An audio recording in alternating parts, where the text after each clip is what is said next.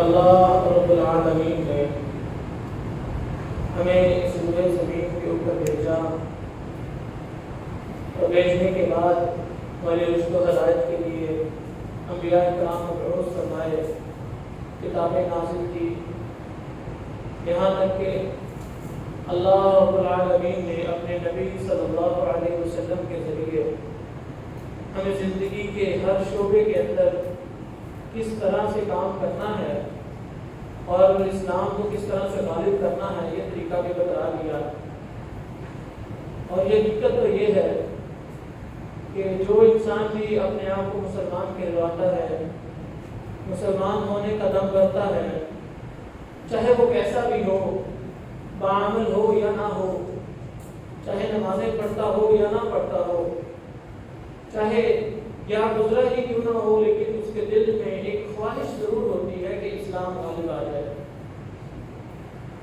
چاہے اس کا اپنا عمل اس چیز کو منافی کیوں نہ ہو، لیکن یہ خواہش ضرور دل میں ہوتی ہے کہ جس دین کو میں نے قبول کیا ہے، جس دین کا نام ساتھ میں اپنا نام جوڑتا ہوں، جس دین کی طرف میں نسبت کرتا ہوں، وہ غالب آ جائے، پوری دنیا میں پھیل جائے۔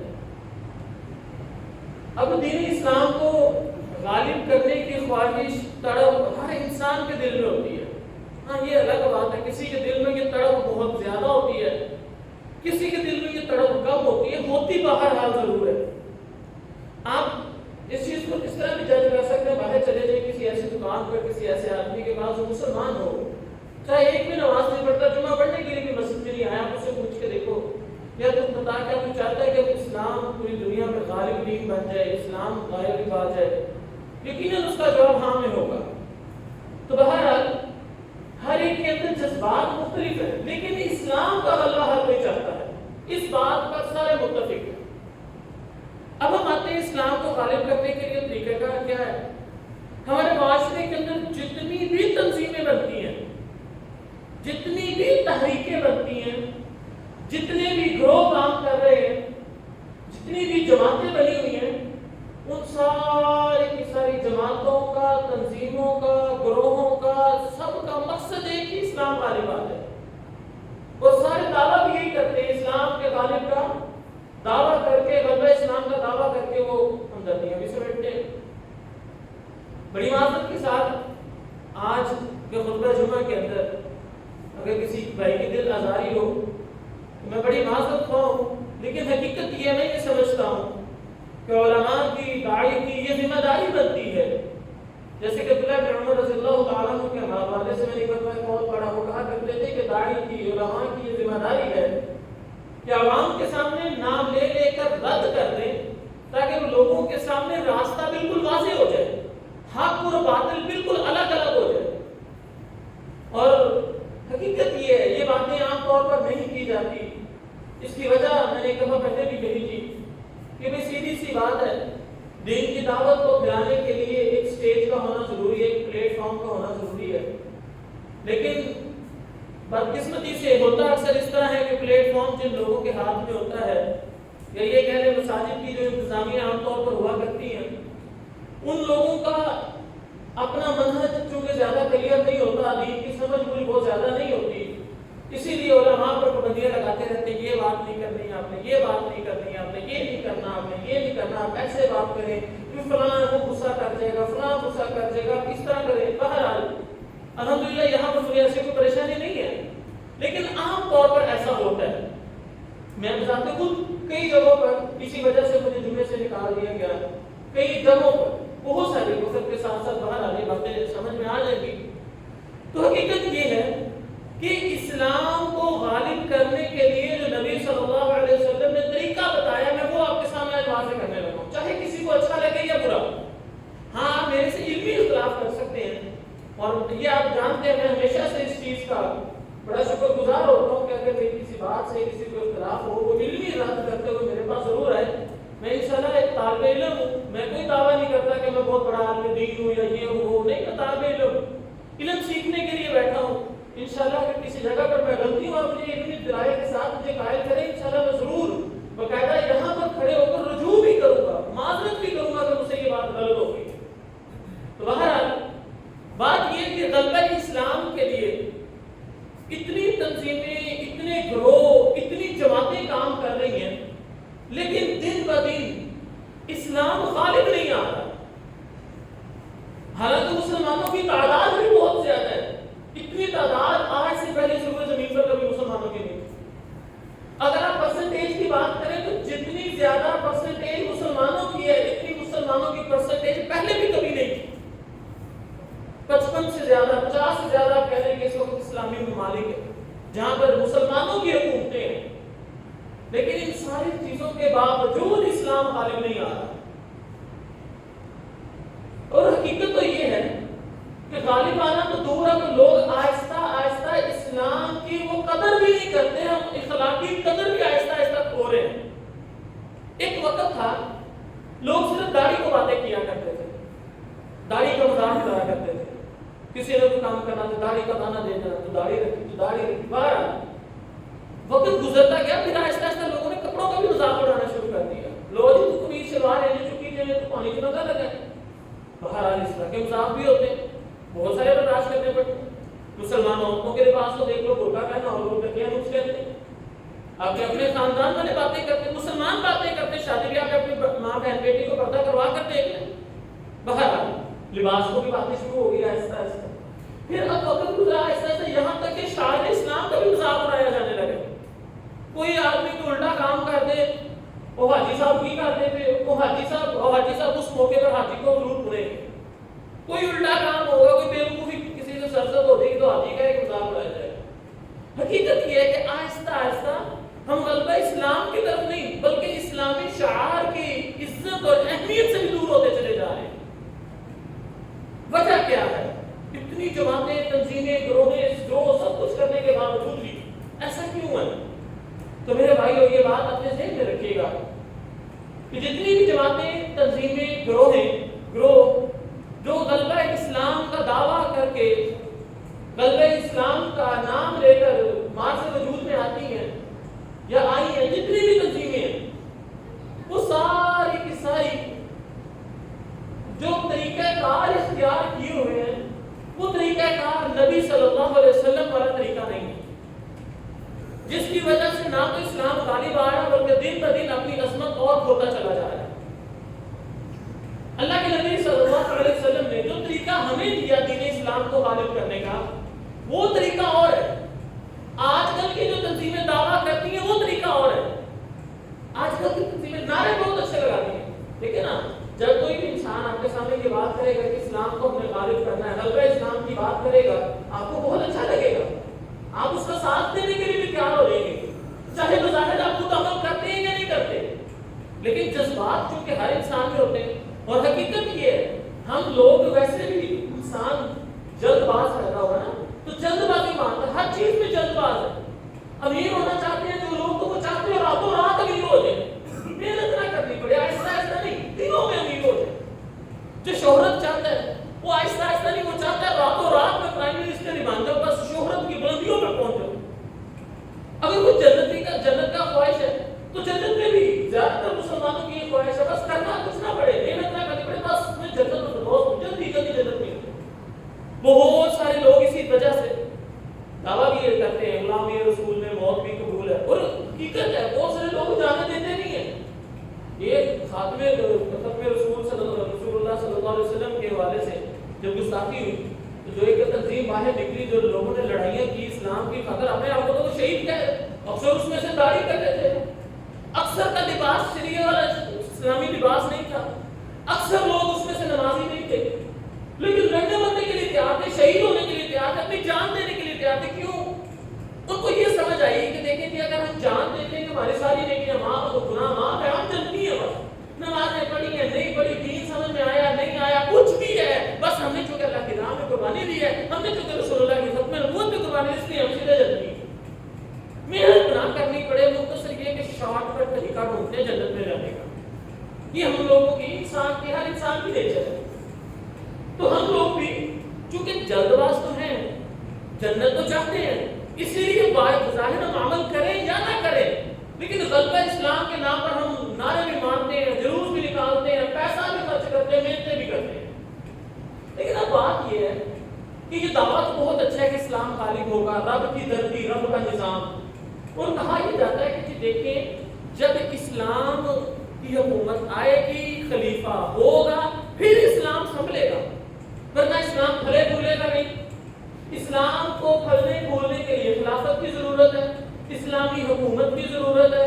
دیکھیں جی اسلامی حکومت ہوگی، حدود کا نفاذ ہوگا، چور کی سزا اس کو ملے گی، قتل کی سزا قتل ہوگی، یہ ساری سزائیں نافذ ہوں گی، پھر اسلام پھلے پھولے گا۔ اور پھر یہ بھی دلیل دیتے ہیں، دیکھیں جی مکے میں اللہ کے نبی صلی اللہ علیہ وسلم 13 سال رہے، پھر دین پھیلا، چند لوگ مسلمان مدینے میں آ گئے، جب ریاست بن گئی 7-8 سالوں میں لاکھوں لوگ مسلمان ہو گئے۔ اس لیے کہ دیکھیں ریاست ہوگی، اسلامی ریاست ہوگی تو اسلام پھیلے گا، اسلام پھیلے گا۔ اسی لیے آؤ سب مل کر ہم اسلامی ریاست کا قیام کرتے ہیں، اسلامی خلافت کا قیام کرتے ہیں، آؤ مل کر سب اسلامی خلافت کا نعرہ لگاتے ہیں۔ جب اسلام نافذ ہوگا دین پوری پھیل جائے گا۔ اور ہمارے معاشرے میں اس طرح کی تنظیمیں موجود ہیں، ہر مسلک کے ہر آدمی کو اپنے ساتھ ملانے کے لیے وہ تیار ہے۔ تو باہر آ میرے بھائیو، اللہ کے نبی صلی اللہ علیہ وسلم سے یہ طریقہ بالکل بھی ثابت نہیں ہے۔ نعرہ بہت اچھا ہے، رب کی دھرتی، رب کا نظام، لیکن حقیقت یہ ہے جو طریقہ کار انہوں نے اسلام کو غالب کرنے کے لیے چنے وہ اسلامی طریقہ نہیں ہے، وہ نبی صلی اللہ علیہ وسلم کا بتایا ہوا طریقہ نہیں ہے۔ نبی صلی اللہ علیہ وسلم نے کون سا طریقہ دیا؟ اب ہم آتے ہیں اس پر۔ اللہ کے نبی صلی اللہ علیہ وسلم نے جب دین کی دعوت کا آغاز کیا تو کیا سب سے پہلے اللہ کے نبی صلی اللہ علیہ وسلم ریاست وجود میں رہے؟ 13 سال مکے میں کیا ریاست تھی؟ نہیں۔ دینی اسلام کے غالب کرنے کا جو طریقہ اللہ کے نبی صلی اللہ علیہ وسلم نے چنا وہ یہ تھا، دعوت و تبلیغ، لوگوں کو دعوت دو، دین سمجھاؤ، لوگوں کو توحید فکر عبادت کرنے کے آؤ، توحید حاکمیت نہیں، توحید حاکمیت تھی نہیں۔ مکے میں کس چیز کی دعوت تھی؟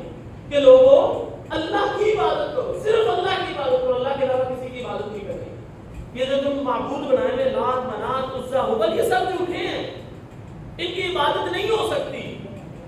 اب نماز فرض نہیں ہے، روزہ فرض نہیں ہے، زکوٰۃ فرض نہیں ہے، بس ایک پرانا کانسیپٹ ابراہیم علیہ السلام کی قوم میں جو تھا وہی پرانی عبادت جو بھی ہے اسی طرح ہی کرو، بس کرنی اللہ کے لیے، یہ توحید کی عبادت کی دعوت۔ تقریباً 10 سال اللہ کے نبی صلی اللہ علیہ وسلم صرف یہی ایک دعوت دیتے ہیں، توحید کی عبادت، حاکمیت کی نہیں کہ وہ قرآن اسلامی ہو، نہیں، بلکہ اللہ کے نبی صلی اللہ علیہ وسلم کو اس دوران آپشن دی گئی، آفر دی گئی کہ اے نبی محمد صلی اللہ علیہ وسلم اگر تو چاہتا ہے، تیری وجہ سے مکے میں بڑا فساد کھڑا ہو گیا، باپ بیٹا ایک دوسرے کے مقابلے میں آ کے کھڑے ہو گئے ہیں، تو نے لوگوں کو ایک دوسرے سے جدا کر دیا، تیری وجہ سے ایک عجیب سی مہلچل مکے میں آ گئی ہے، تو ایک بات سن ہماری، اگر تو یہ چاہتا ہے کہ تو بادشاہت حاصل کرے، ہم سارے سردار مل کر متفقہ طور پر تمام قبیلے تجھے اپنا سردار بنا دیتے ہیں۔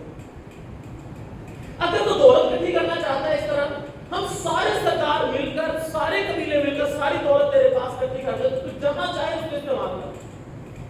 اگر تو اس کے ذریعے کسی خاندان میں، اچھے خاندان میں، کسی جگہ میں شادی کرنا چاہتا ہے، ہم تیرے لیے جس خاندان میں تو کہے گا، جس لڑکے سے کہے گا تیری شادی کرنے کے لیے تیار ہے۔ تینوں آفریں دے کر کیا کہا؟ صرف اتنا کہا کہ تمہارے معبودوں کے خلاف نہ بولا کر، یہ نہ کہا کر تو یہ کہنا اللہ کی بات کرو، ٹھیک ہے اللہ کی باتوں کا کہہ، لیکن یہ نہ کہا کر کہ اللہ کے علاوہ جتنے معبود ہیں یہ غلط ہے، اللہ کے علاوہ کوئی معبود نہیں۔ تو اللہ کے نبی صلی اللہ علیہ وسلم نے کیا فرمایا؟ میرے دائیں ہاتھ پہ سورج اور بائیں ہاتھ پہ چاند بھی رکھ دو تو میں اپنی دعوت سے باز نہیں آؤں گا۔ نہیں لیتا سرداری، نہ سرداری قبول کی، نہ دولت قبول کی، نہ خاتون قبول کی، کچھ بھی نہیں، بلکہ دعوت و تبلیغ کا سلسلہ جاری کرنا۔ نماز فرض ہو گئی ہے، جب نماز فرض ہوئی کب ہوئی؟ جب اللہ کے نبی صلی اللہ علیہ وسلم معراج کے موقع پر گئے، تب تحفہ ملا تھا، 5 نمازیں فرض ہو گئی۔ اب باقی جو 3 سال رہ گئے مکے کے آخری 3 سال، اس میں 2 دعوت تھی، توحید کی عبادت کہ اللہ کے علاوہ کسی کی عبادت نہیں ہے، اللہ کی عبادت کرو، تم جو بھی عبادت کرتے ہو خالص اللہ کے لیے کرو، معبودوں کے لیے نہیں، اور 5 وقت کی نماز کرو، یہی دعوت تھی۔ اچھا، معراج سے پہلے جب مکے والوں نے بڑا تنگ کیا، اللہ کے نبی صلی اللہ علیہ وسلم کے کچھ صحابہ حبشہ ہجرت کر کے گئے۔ حبشہ میں اسلامی حکمران تھا، مسلمانوں کی حکومت تھی نہیں، وہاں پہ مسلمان گئے یہاں کے ظلم و ستم سے بچتے ہوئے، اور وہاں پر جا کے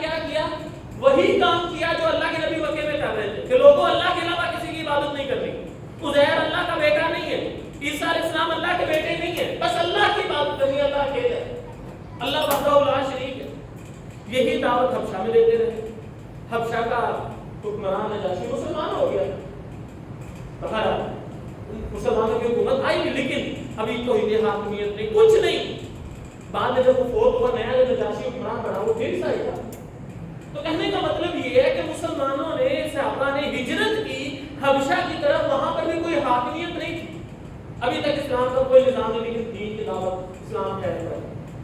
یہ دعوت بالکل غلط ثابت ہوتا ہے جو لوگ یہ کہتے ہیں کہ اسلام کے پھیلنے پھولنے کے لیے پھلنے کے لیے شریعت کا ایک اسلامی ریاست کا ہونا ضروری ہے, خلیفہ کا ہونا ضروری ہے. دیکھو مکے میں حبشہ میں کون سا خلیفہ تھا؟ دین پھیل رہا تھا, پھل پھول رہا تھا, ہر بندہ اپنے تحت کوشش کر رہا تھا جو ہم بھی کر سکتے ہیں. اچھا ہم آگے چلتے ہیں. مدینے میں کچھ لوگ گئے, وہاں پر جا کے بھی یہی دعوت.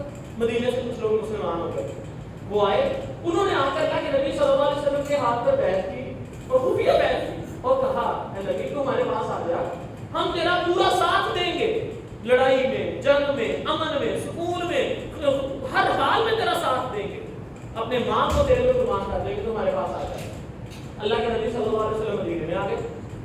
ہم مدینے میں آ کے اسلامی حکومت قائم کی نہیں, آتے ہی مسجد قباء بنائی اور وہی لوگوں کو دعوت, لوگوں اللہ کی عبادت کرنی اور 5 وقت کی نماز پڑھنی. مسجد قباء بنی, پھر مسجد نبوی بن گئی. اب مدینے کے اندر کوئی ریاست نہیں تھی, مقامی طور پر لوگ مسلمان ہوئے تھے, اللہ کے نبی آئے ہیں. بلکہ مدینے کے اندر جتنے بھی لوگ تھے, ایون کہ یہاں تک کہ جو یہودی تھے وہ بھی دور دراز کے علاقوں کو چھوڑ کر مدینے میں آ کر آباد ہوئے تھے. کیوں؟ کیونکہ انہوں نے اپنی کتابوں میں یہ بات پڑھی تھی کہ آخری نبی ایک آنے والا ہے جو سب سے بہترین امت ہوگی. وہ آخری نبی جو آئے گا نا وہ مکے میں آئے گا, لیکن مکے والے ان کو بڑا تنگ کریں گے, تکلیفیں دیں گے. پھر وہ نبی ہجرت کر کے مدینے آئے گا اور مدینے میں پھر اسلام غالب آئے گا. اتنی تیز قوم ہے کہ مکے میں نہیں گئے کہ ہم اللہ کے نبی کا ساتھ دیں. وہ نبی جب آئے, جب اس کو تکلیفیں ملے, ہم اس نبی کا ساتھ دیں نہیں. ان کو پتا تھا وہاں پہ تکلیفیں ملنی, انہوں نے ڈائریکٹ آ کے مدینے میں ڈیرا ڈالا تاکہ وہ نبی جب آئے تو اس کے ساتھ مل کر اسلام غالب آئے. مطلب اپنے سکون کے لیے. تو یہ سارے لوگ آئے اسلام کی تلاش میں تھے, لیکن کس نے اسلام قبول کیا؟ اللہ کے نبی صلی اللہ علیہ وسلم مدینے میں کچھ لوگوں نے, مقامی لوگوں نے اسلام قبول کر لیا. 20 25 50 60 100 200 150 250 300 اس طرح کرتے کرتے لوگ مسلمان ہوتے جا رہے ہیں. کیا کر رہے ہیں؟ لوگوں کو تو عبادت کی دعوت دے رہے ہیں اور 5 وقت کی نماز پڑھ رہے ہیں. یہی طریقہ چلتا جا رہا ہے. 2 سال گزر گئے. پھر اب آہستہ آہستہ احکامات نازل ہونا شروع ہوئے. اب روزے بھی فرض ہوئے, باقی بھی, پھر آہستہ آہستہ دین فرض ہوا. ابھی تک مسلمانوں کی کوئی حکومت نہیں ہے. مدینے میں بھی مسلمانوں کی کوئی حکومت نہیں ہے. اپنے طور پر لوگ اسلام کر رہے ہیں, اسلام پر عمل کر رہے ہیں, حدود کا کوئی نفاذ نہیں. کسی چور کی سزا ابھی تک ہاتھ کاٹنا بھی تو شریعت میں نازل ہی نہیں ہوئی. اچھا غزوہ بدر, بعض لوگ یہاں سے کہتے ہیں جنگیں کی بھی اسلام پھیلا. اب آگے اس کو بھی دیکھ لیتے ہیں. کیا اللہ کے نبی صلی اللہ علیہ وسلم نے غزوہ بدر خود کی تھی؟ نہیں. آپ تاریخ پڑھ کر دیکھ لو, اللہ کے نبی صلی اللہ علیہ وسلم لڑنے کے لیے تو گئے ہی نہیں تھے. وہ 313 جو لوگ تھے ان میں کتنے مسلمان تو مدینے میں موجود تھے. اللہ کے نبی صلی اللہ علیہ وسلم مدینے سے دور, یہ اصل میں ایک شام سے بہت بڑا قافلہ آ رہا تھا. ابو سفیان اس وقت مسلمان نہیں ہوئے تھے, کافر تھے. اس کی سربراہی میں بہت بڑا تجارتی قافلہ آ رہا تھا. اللہ کے نبی صلی اللہ علیہ وسلم اس قافلے کا راستہ روکنے کے لیے گئے تھے تاکہ مکے والوں کو معاشی طور پر بڑا نقصان, انہیں پتہ چلے کہ مسلمانوں کے ساتھ جو ظلم و زیادتی کر رہے ہیں, کیونکہ مکے میں کچھ مسلمان رہ گئے تھے, انہوں نے ان لوگوں کو پھول ذلیل کرنا شروع کیا ہوا تھا اور مسلمانوں کی جائیداد, ان کے گھروں کو مسمار کر دیا, توڑ دیا, ان کی جائیدادوں پر قبضہ کر لیا. یہ ساری خبریں مدینے میں پہنچ رہی تھی کہ مسلمانوں کے ساتھ یہ کچھ ہو رہا ہے. تو اللہ کے نبی صلی اللہ علیہ وسلم نے ان کو یہ تھریٹ کرنے کے لیے کہ دیکھو تمہاری جو بہت بڑی تمہاری زندگی کی گزر بسر تجارت پر منحصر ہے. زرعی علاقہ تو تمہارا ہے نہیں, تجارت ہوگی تو تمہارے پاس گندم آئے گی, چاول آئے گا, روٹی آئے گی, تم کھاؤ گے.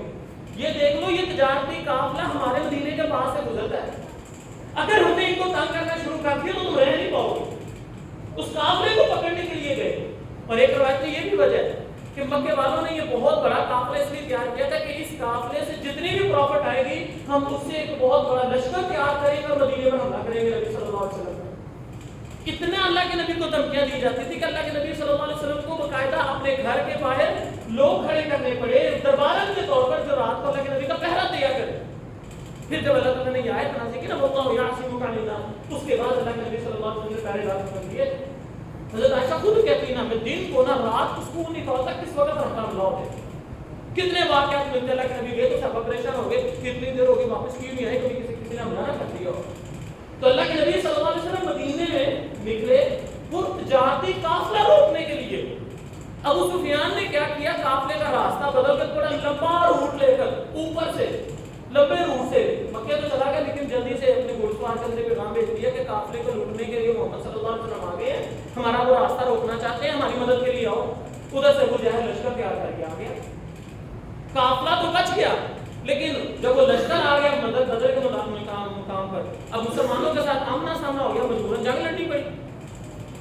اب اللہ کے نبی صلی اللہ علیہ وسلم جنگ کرنے کے لیے سے نہیں گئے, یہی وجہ ہے, نہ اسلحہ تھا نہ باقی چیزیں تھیں, گئے کسی اور کام سے تھے, مقابلہ کافروں سے ہو گیا. اللہ تعالیٰ نے بہرحال فتح دی.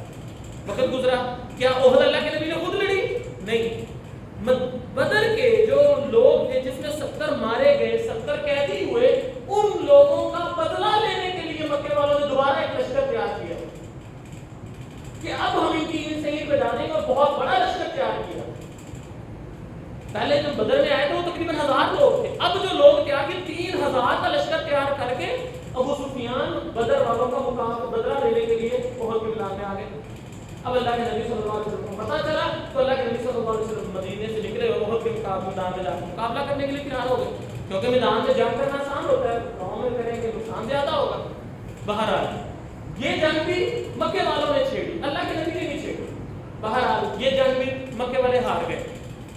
شروع میں وہ پوری جنگ کا وقت نہیں ہے, مختصر یہ کہ وہ ہار گئے کیونکہ وہ میدان چھوڑ کے بھاگ گئے.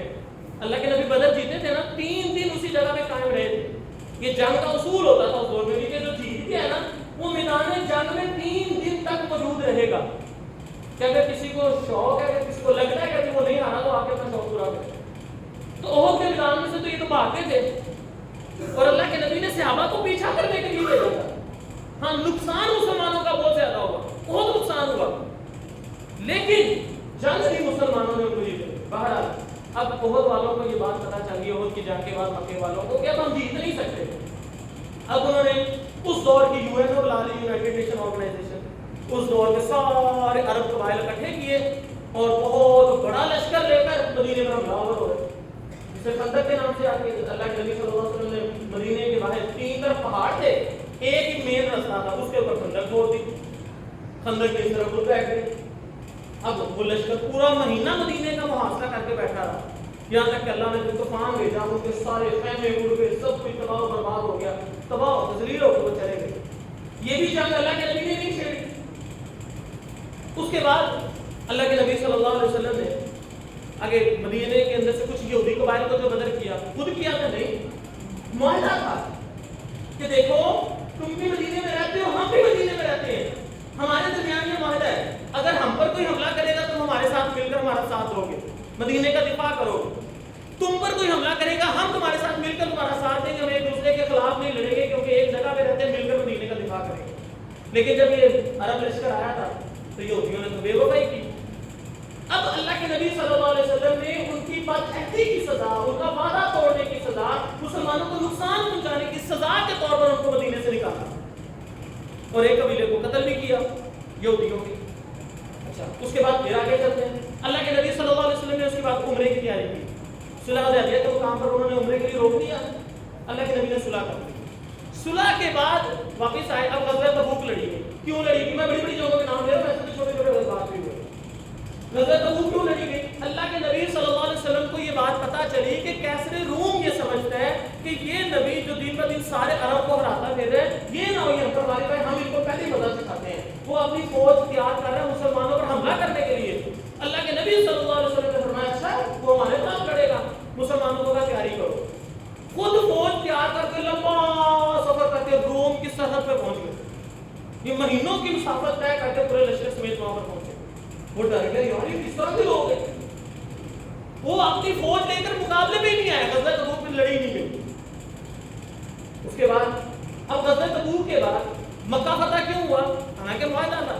مکے والوں نے اللہ کے نبی صلی اللہ علیہ وسلم کے ساتھ معاہدہ کیا تھا کہ ہم حملہ نہیں کریں گے, آپ کے کسی بھی ساتھی قبیلے کو بھی تنگ نہیں کریں گے. جبکہ انہوں نے اللہ کے نبی صلی اللہ علیہ وسلم کے ساتھی قبیلے کے اوپر حملہ کیا. وہ مدد کے لیے آئے. پھر اللہ کے نبی صلی اللہ علیہ وسلم کو مجبوراً مکے پر بھی حملہ کرنا پڑا کیونکہ ان کی بات آتی کی سزا دینے کی. تو یہ طریقہ مکہ بھی فتح ہو گیا. تو پھر اسی طرح حنین فتح ہو. کیوں حنین والے یہ کہتے تھے ان کو کیا پتا مکے والوں سے ان کا سامنا ہوا ہے, جنگجو قبیلے تو ہم ہیں, جب ہمارے سامنے آئیں گے نا پھر پتا چلے گا جنگ کیا ہوتی ہے. اللہ کے نبی نے کہا چلو حنین چلتے ہیں. تو میرے بھائیوں کہنے کا مقصد یہ ہے لا اکراہ فی الدین, دین میں کوئی سختی نہیں ہے. اللہ کے نبی صلی اللہ علیہ وسلم نے بھی, صحابہ نے بھی, بعد میں بھی سلف صالح نے کبھی کسی کو کلمے کے زور پہ کلمہ نہیں پڑھایا. بلکہ اسلام کیسے غالب آیا؟ اسلام ایسی دعوت و تبلیغ, دعوت و تبلیغ. تو دعوت و تبلیغ کس کی؟ توحید حاکمیت کی نہیں, توحید کی عبادت, کہ اللہ کی عبادت کرو بس, اللہ کے علاوہ کسی کی عبادت. اور یہی سبق ہمیں وہاں سے بھی ملتا ہے صحیح بخاری کے حدیث سے. تو پہلے باہر اس بات کو دیکھتے ہیں. تو یہ بات میں ذہن میں رہیے کہ جہاد کی ضرورت کب پڑتی ہے؟ جب آپ کے دعوت و تبلیغ کے راستے میں کوئی روڑا اٹھتا ہے. یوسف علی صاحب نے بڑی اچھی مثال سمجھائی تھی. کہتے ہیں دیکھو یہ بات ذہن سے نکال دو کہ اسلام جہاد کے ذریعے پھیلا ہے. جہاد اسلام کی رکاوٹوں کو دور کرنے کے لیے استعمال کیا جاتا ہے. جہاد دعوت و تبلیغ کے ذریعے پھیلا ہے. رکاوٹ کیسے دور؟ میں نے مثال پہلے بھی دی تھی کہ آپ جب کوئی مکان بنا رہے ہو, بنیاد کھودتے ہو تو کئی کا استعمال کرتے ہو. یہ کئی دعوت و تبلیغ ہے. کسی جگہ پر پتھر آ جائے تو کیا کرتے ہیں؟ گودال پکڑتے ہیں, گینٹی پکڑتے ہیں, زور سے مار کے پتھر جب ٹوٹ جاتا ہے اس کو باہر رکھتے تھے, پھر کئی سے شروع ہو جاتے ہیں. جب کوئی رکاوٹ آئے گی تو گینٹی مارنی پڑے گی, گودال مارنی پڑے گی, رکاوٹ دور, بات ختم. اسلام دعوت و تبلیغ کا دین ہے. دعوت و تبلیغ دو, کوئی سختی نہیں ہے. ہاں جب کوئی آپ کے راستے میں روڑے اٹکائے پھر جہاد ہے, اور جیسے ہی وہ روڑا ختم, جہاد ختم. اصل چیز دعوت و تبلیغ, یہ اسلام کی بنیاد ہے. اور اللہ کے نبی صلی اللہ علیہ وسلم نے ابھی تک یہ کتنی جنگیں مکے تک کہاں پر اللہ کے نبی صلی اللہ علیہ وسلم نے دودھ کا نفاذ کیا؟ تو بہت بعد میں جا کے دودھ حاصل ہوئی, بہت بعد میں جا کے متع حرام ہوئی, بہت بعد میں جا کے شراب حرام ہوئی. تو اسلام پھلا پھولا کب؟ جب اسلامی ریاست نہیں تھی, جب اسلامی خلافت نہیں تھی. بلکہ اللہ رب العزت قرآن مجید میں بھی یہ بات فرماتے ہیں کہ لوگوں تم تقوی اختیار کرو. تم جب تقوی اختیار کرو گے, لوگوں کو اللہ کی طرف دعوت دو گے, لَيَسْتَخْلِفَنَّكُمْ فِي الْأَرْضِ, اللہ تمہیں ضرور زمین میں خلافت عطا کرے گا. اللہ تمہیں ضرور خلافت عطا کرے گا. ایک اور جگہ میں بھی فرمایا یا ایھا الذین آمنوا منکم من یرتد عن دینہ فسوف یأتی اللہ بقوم یحبهم ویحبونہ, کہ اللہ رب العزت اگر تم دین کو چھوڑ دو گے تو اللہ رب العزت ایک ایسی قوم لے کے آئے گا جو اللہ سے محبت کرتے ہوئے اللہ اس سے محبت کرتا ہو. مطلب دین ان کے ذریعے غالب ہوگا. ہم اگر دین کو غالب کرنا چاہتے ہیں, ہمارا کام دعوت و تبلیغ ہے. لوگوں کو توحید کی عبادت کی طرف دعوت دیں. ہاں اس کے بعد اسماء و صفات بھی ہے, پھر ساری چیزیں ہیں, لیکن بنیاد توحید کی عبادت. لوگوں کو پہلے توحید کی عبادت پہ اکٹھا کرو. توحید کے بغیر اکٹھا کر لیا, کیا اکٹھا کیا؟ کوئی جماعت کی بنیاد ہی نہیں ہے توحید کے بغیر. اسلام کی بنیاد ہے توحید ہے, توحید نہیں تو اسلام ہی نہیں. اس لیے خدا را اسلام کو غالب کرنے کی منہج کو سمجھے.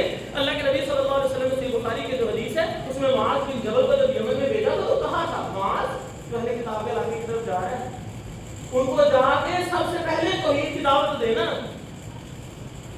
اللہ کے علاوہ کوئی عبادت کے لائق نہیں. عیسیٰ علیہ السلام اللہ کے بیٹے نہیں, جب وہ اس بات کو مان لیں پھر ان کو دعوت دینا نماز کی, کہ اللہ نے تم پر 5 نمازیں فرض کی. مطلب اگر وہ توحید قبول نہیں کرتے تو نمازوں کی دعوت دینے کا کوئی فائدہ نہیں ہے, کیونکہ نمازیں اس بندے کی قبول ہی نہیں جس کا عقیدہ ٹھیک نہیں ہے. اور جب وہ نمازیں پڑھنے لگ جائیں پھر ان کو بتانا کہ اللہ نے تمہارے مال پر زکات کو فرض کیا ہے, پھر ان کے امیروں سے زکات لے کر ان کے غریبوں کو خرچ کرنا.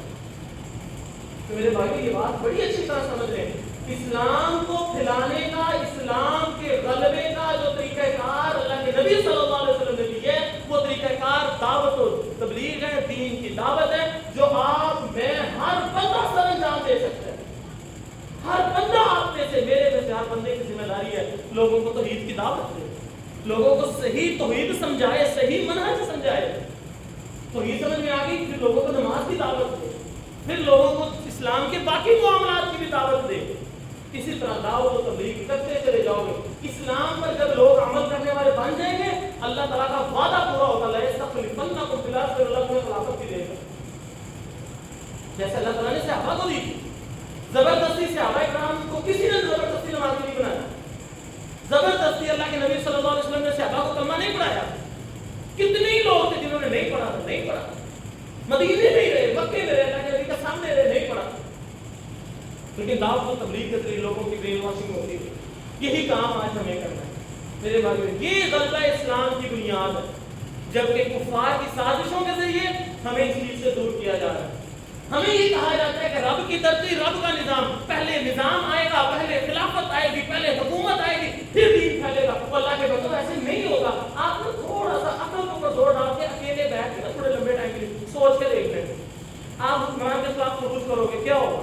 مثال کے طور پر آپ اسلامی حکومت چاہتے ہو، آپ فتویٰ لگاتے ہو کہ ہمارے حکمران اسلام پر عمل نہیں کرتے، اسلام کے خلاف آتے کرو خروج، ان کے خلاف بغاوت کرو گے، کیا ہوگا؟ بھائی اس کے پاس فوج ہے، اس کے پاس پولیس ہے، مقابلہ ہوگا، لڑائی ہوگی، نقصان کس کا ہوگا؟ ہمارا. احتجاج کی نقصان کس کا ہوگا؟ ہمارا. مسلمانوں کی فوج، مسلمان ہی لوگ آپس میں لڑیں گے، کمزور کون ہوں گے؟ مسلمان. کافروں کو موقع ملے گا حملہ کرنے کا کہ نہیں؟ اب ایمانداری سے بتائیں، اللہ کے نبی صلی اللہ علیہ وسلم کے بعد صحابہ کرام مسلمانوں کے علاقے بڑھتے گئے، لیکن جب حضرت علی حضرت امیر معاویہ کی فوجیں آمنے سامنے آ گئی تو یہ ایک گاؤں بھی فتح ہوا. الٹا کیسے روم میں پاکستان جو غیر اسلامی سرحدیں ہیں اس پر فوجیں آگے کھڑی کر دی. پھر اس کے بعد جب امیر معاویہ کی حکومت آئی، جب حضرت حسن نے حضرت امیر معاویہ کا بیعت کر دی، اس کے بعد پھر مسلمانوں کے ایک خلیفہ بن گئے، ایک حکومت آ گئی، پھر پھیلا شروع ہو گئی. کوئی اسلام نے کہاں تمہیں کہا ہے کہ تم حکمرانوں کے خلاف خروج کرو؟ کہاں تمہیں یہ اسلام نے کہ تم ان کے خلاف پہلے نکل کے پہلے ان کو دین سکھاؤ؟ وہ اللہ کے بندو اسلام شروع ہوتا ہے اپنے آپ سے. اسلام اوپر سے نہیں آتا، اسلام نیچے سے آتا ہے اوپر. اسلام سب سے پہلے تم سے ڈیمانڈ کرتا ہے اپنے آپ کو سدھارو. اللہ کی قسم، ایک بہت بڑے عالم نے اپنے بیٹے کو کہا بیٹا اپنے آپ کو درست رکھ، اگر تو صحیح رہا ساری دنیا بھی غلط ہو گئی نا وہ تجھے نقصان نہیں پہنچا سکے گی اللہ کے سامنے. اور اگر تو بگڑ گیا، تو نے اپنی ذات پر اسلام کو نافذ نہ کیا، ساری دنیا کو نیک اور متقی بن جائے، اللہ کے سامنے تجھے کوئی فائدہ نہیں دے سکتا. اسلام کو نفاذ کرنا چاہتے ہو نا، اسلام کا غلبہ چاہتے ہو، آؤ سب سے پہلے اپنے اس 6 فٹ کے جسم پر اسلام کو غالب کرو. اس 6 فٹ پر اسلام غالب کرنے کے بعد اپنی بیوی بچوں پر کرو، اپنے ماں باپ پر کرو، اپنے بہن بھائیوں کو دعوت دو، اپنے محلے والوں کو دعوت دو، اپنے علاقے والوں کو دعوت دو، اور یہ دعوت و تبلیغ کا سلسلہ جاری رکھو. اللہ تعالیٰ نے تم سے رزلٹ نہیں مانگا، صرف محنت مانگی ہے. تم بس یہ محنت کرتے کرتے اس دنیا سے چلے جاؤ، اللہ تعالیٰ تمہاری ہر نیکی کا تمہیں اجر دے گا.